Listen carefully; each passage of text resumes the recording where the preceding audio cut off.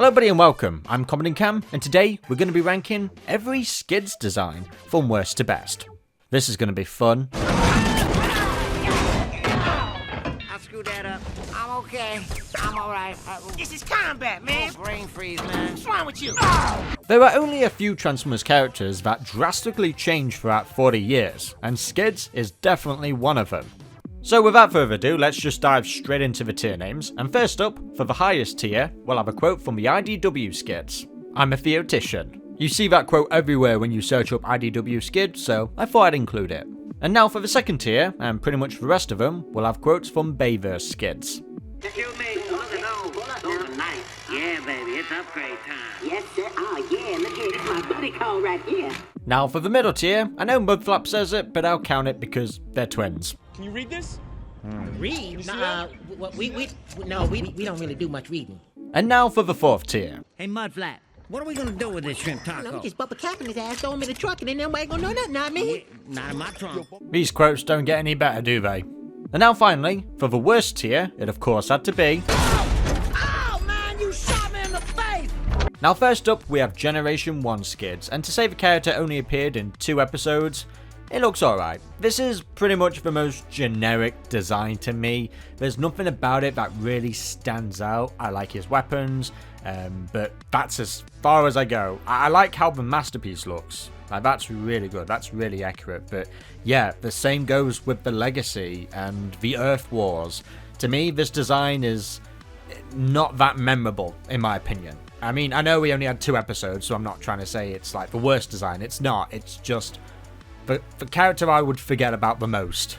Ironically, I probably would remember him more if he had the same colours as his Revenge of the Fallen counterpart. Yeah, in 2009, they repainted the original G1 Skids with that, so that kind of helps in that regard. But who knows, maybe if he had his Diaclone colours, that would also make him a standout. I don't want to sound like I'm hating on G1 Skids, there are just some better designs out there. Now Skids also appeared in the Dreamwave The War Within comic, and this is so plain, so boring. Yeah, the vehicle mode's kind of cool, but yeah, there's still nothing really going on there. The most he had going off is when he was renamed Screech in a different dimension and he teamed up with Green Skids to find his home world. Yeah, sorry, I don't vibe with this. Now, the G1 design does actually kind of work with the alternators and Binal Tech, but I can't really tell you which one I prefer because I do think the flames on the alternators looks actually pretty cool.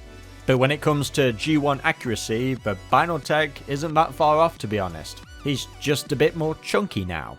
Now in Robots in Disguise 2001, Skids tried to make himself seem a little bit more edgy by adding Z on the end. Yeah, this is Skid C, and I would say this is pretty cool, but it's just a redeco of Machine Wars, Mirage and Prowl, so it's not really that much to talk about. I mean, his character was kind of funny, kind of sweet, and I do like the mix of purple, but yeah, it's just Mirage, isn't it? Speaking of no personality, we have the Armada Skid Z, a minicon that is a Decepticon, and how generic. Now, originally, I wasn't going to include this, but I thought might as well. In the Transformers Cybertron series, the Autobot Cloaker is actually Skids in the Japanese version, Galaxy Force. And I think the name Skids really fits this design.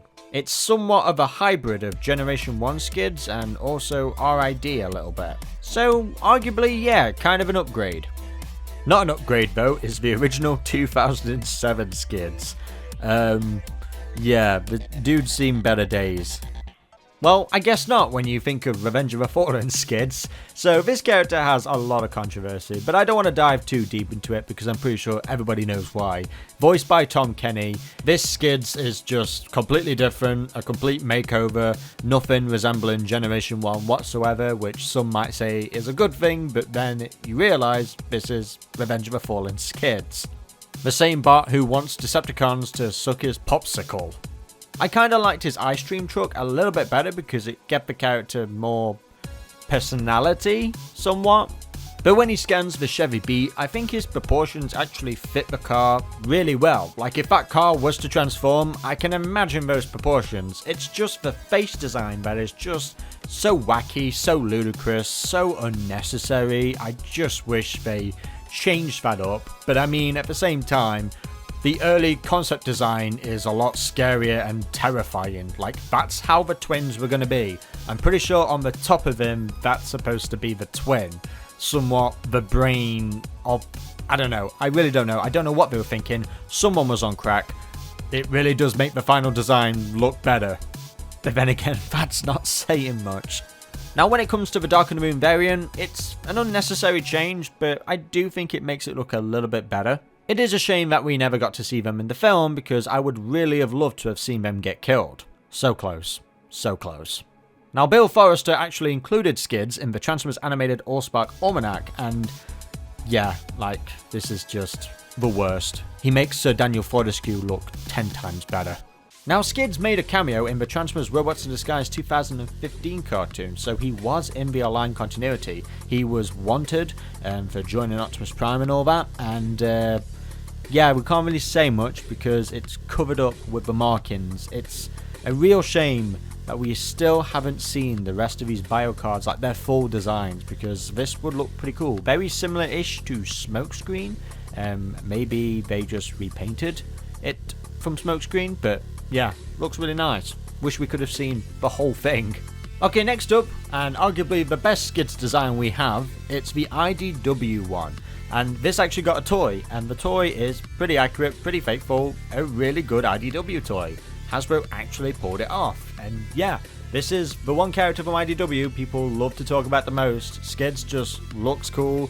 I mean, heck, it was Diamond Bolt's profile picture for many years. I just love this. Alex Milne's art style is just amazing, and what he did with Skids is just take that G1 design and just make him look good.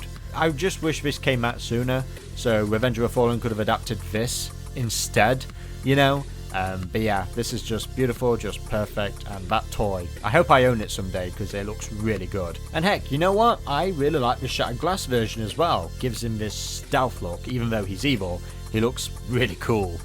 And now, just for the fun of it, we have the Q and the BotBot Skids. Yeah, I'm going to take the Q one because the BotBots one, it looks like the turd of Revenge of the Fallen Skids. Now let's talk about some fan art, because I want to celebrate all the great fan art out there. And first up, we have Lux Snow's art of Skids, very much inspired by IDW, and I really like the proportions on this. It very much gives me Robots in Disguise 2015 vibes. Whether or not you were going for that or not, I like it. The proportions are just so sweet, so nice. Really like this art style, a really good design.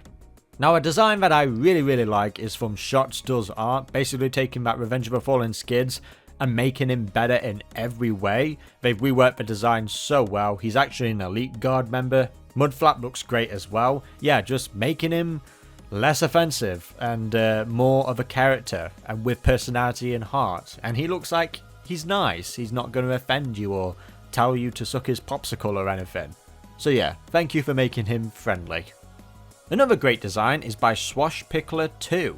I really like this, gives him a more athlete kind of approach, basically taking the IDW but sort of toning him down, making him more slimmer. He's a team leader and he looks really cool. Really like this art style, very much Transformers Animated vibes. I wish this was the Transformers Animated design and not what we saw earlier. And the Skids font is actually really cool, very graffiti-like. Very nice touch, really cool. And there we have it, guys, every Skids design ranked from worst to best.